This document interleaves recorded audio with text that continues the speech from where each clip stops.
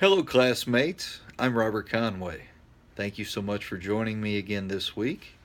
I'm sure everyone has had a hard week and is looking forward to the end of the semester.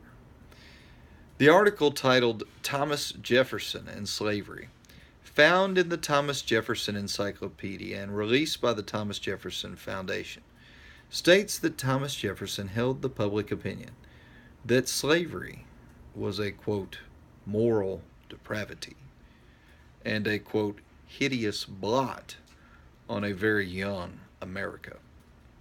These comments, featured in author James A. Baer's book, Jefferson at Monticello, which happens to be a great book, was highly ironic, if not hypocritical in nature, as Jefferson was a slave owner himself.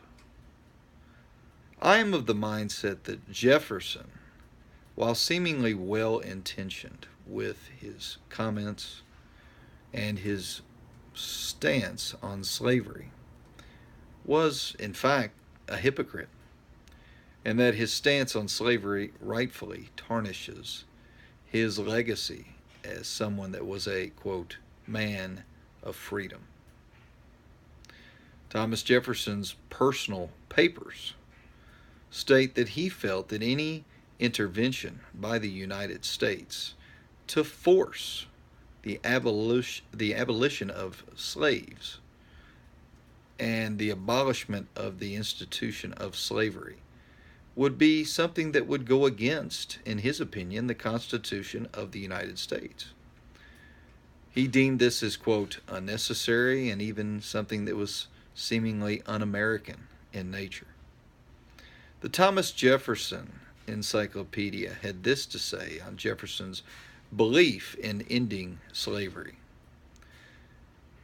It states as follows, quote, from the mid-1770s until his death, he advocated the same plan of gradual emancipation.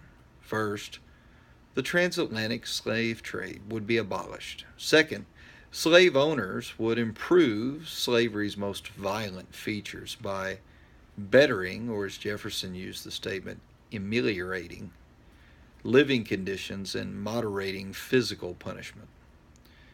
Third, all born into slavery after a certain date would be declared free, followed by total abolition.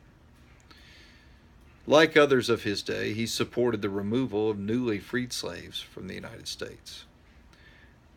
Now, he also went on record through correspondence as stating in the same collection of personal papers that I referenced earlier that, quote, the blacks were racially inferior to whites, and that in a best case scenario, there must be two separate nations, one for, quote, white Americans and one for black Americans.